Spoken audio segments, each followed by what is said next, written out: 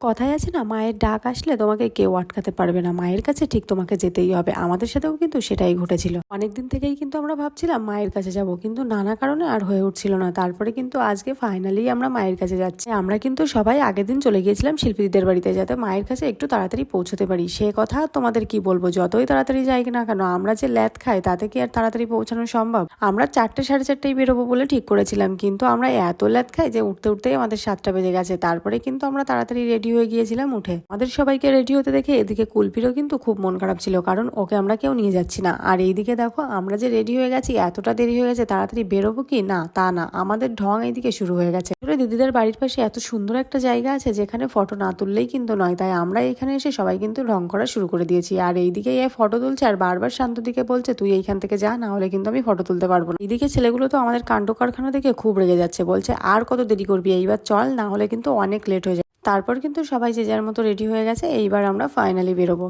আমরা কিন্তু বেরিয়েও পড়েছি। আর মায়ের কাছে যাবো বলে আমরা কিন্তু সবাই উপোস করেছিলাম, কিন্তু আমাদের গাড়িগুলো তো আর উপোস করেনি, তাই গাড়িগুলোকে রাস্তায় বেরিয়েই কিন্তু কিছু একটু খাইয়ে নিয়েছিলাম। সত্যি কথা বলতে আমরা কিন্তু খুবই স্বার্থপর, কোনো বিপদে না পড়লে মায়ারকে কিন্তু স্মরণ করি না। কিছুদিন ধরে আমাদের সবারই এত সমস্যা হচ্ছে যে তোমাদের কি বলবো, একটার পর একটা সমস্যা লেগেই আছে। এখানে এসেই প্রথমেই আমরা নিয়ে নিয়েছিলাম মায়ের পুজোর জন্য যা যা লাগে সেই সব কিছু। আমি কিন্তু বড় মায়ের কাছে এই প্রথম গিয়েছিলাম, এর আগে অনেকবারই ভেবেছি কিন্তু যাওয়া আর হয়ে ওঠেনি। দোকানদার কাকু কিন্তু আমাদের সবাইকে গঙ্গা জল দিয়ে তারপরে কিন্তু পুজোর সব সামগ্রী আমাদের হাতে তুলে দিয়েছিল। আর আমরা এখান থেকে নিয়ে সোজা চলে গিয়েছিলাম মন্দিরের সামনে। মন্দিরের সামনে যেয়ে দেখি প্রচন্ড লাইন, আর সেই লাইনটা চলে গিয়েছিল পুরো গঙ্গার ঘাট পর্যন্ত। আর এইদিকে শিল্পীদের কিন্তু খুবই কষ্ট হচ্ছিল।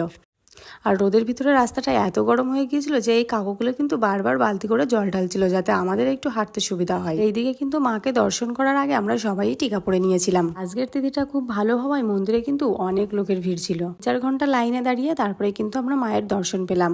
আর সত্যি কথা বলতে আমরা কিন্তু ভাবতেই পারিনি যে আমরা এসে মায়ের ভোগ আরতি দেখতে পাবো। মন্দিরের ভিতরে এসে জানতে পারলাম এখন মায়ের ভোগ আরতি হবে, তাই আমাদের আরো কিছু সময় এইখানে থাকতে দেবে। মায়ের ভোগ নিবেদন করা হয়ে গেলে আবার কিন্তু পুজো শুরু হলো। আর আমরা পুজো দিয়ে মাকে প্রণাম করে আমরা কিন্তু বাইরে বেরিয়ে চলে এসেছিলাম।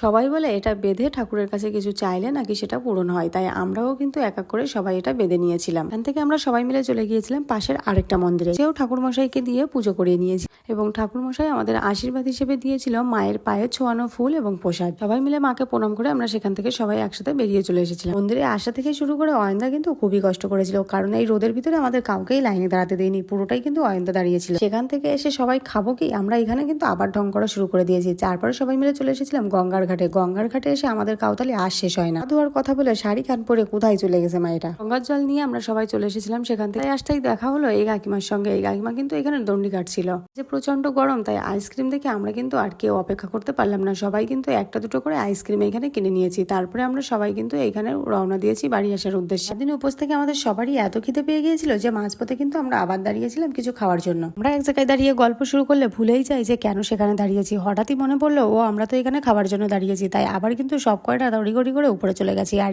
এসেই নতুন জামাইয়ের মতো সাজিয়ে গুজিয়ে কিন্তু খেতে বসে গেছে। সবাই বসে আছি, আমাদের খাবারগুলো কখন আসবে। তারপরে শান্তকে সবাই বলছি তোর মিষ্টিটা তোল, তোর মিষ্টির বাটিতে কিন্তু আমরা সবাই হাত দেবো। তারপরে কিন্তু এখানে কি লেভেলের কাউতালি আমরা করি বাইরে যে দেখো। জায়গায় বসে থেকেই কিন্তু সেই মিষ্টির বাটিতেই আমরা সব কয়টা মিলে হাত ধুয়েছি। হাত ধুয়ে তাকিয়ে দেখি শিল্পীদি কিন্তু এইখানে 1 প্লেট নিয়ে বসে গেছে। আমি বলছি তুমি কি খেতে পারবা? বলছে আজকে কিন্তু কাউকে ভাগ দেবো না, আমার কিন্তু প্রচন্ড খিদে পেয়েছে। খাওয়া দাওয়া শেষ করে আমরা কিন্তু আবার বাড়ির উদ্দেশ্যে রওনা দিয়েছি। সারাদিন উপোস থেকে তারপরে কিছু খাওয়ার পর এত ঘুম পাচ্ছিল যে কি বলবো। তারপরে কিন্তু ওইভাবেই ঝিমোতে ঝিমোতে আমরা বাড়ি এসেছি। বাড়ি এসে সারাদিন ঘোরাঘুরির পর এসে এমন অবস্থা হয়েছে যে আমরা মনে হচ্ছে যুদ্ধ করে বাড়ি ফিরছি। বাড়িতে এসেই বড় মার আশীর্বাদী ফুল কিন্তু শিল্পীদি কুলপিকে ছুঁয়ে দিল। আমরা ফ্রেশ হওয়ার পর সন্ধ্যায় দেখি অয়ন্দা কিন্তু আমাদের সবার জন্য চাউমিন নিয়ে এসেছে এবং নিজে ঘুমোচ্ছে। চাউমিন খেয়ে আমরা ভাবছি 3-4 ঘন্টা ঘুমিয়ে তারপর বাড়ি যাবো, কিন্তু বাইরে এত বৃষ্টি হচ্ছিল যে আমরা কিন্তু আর বাড়িতে কেউ যেতে পারিনি। আর রাত 12টার সময় আমাদের সকলের ইচ্ছা হচ্ছে যে আমরা এখন লিচু খাবো, তাই স্টেশনে কিন্তু আমরা লিচু নিতে চলে এসেছিলাম। আর আমরা কিন্তু লিচু এত রাত্রে পেয়েও গেছি। আর এইদিকে লিচু কিনে জেলি খেতে খেতে আমরা কিন্তু সবাই বাড়ি চলে এসেছি।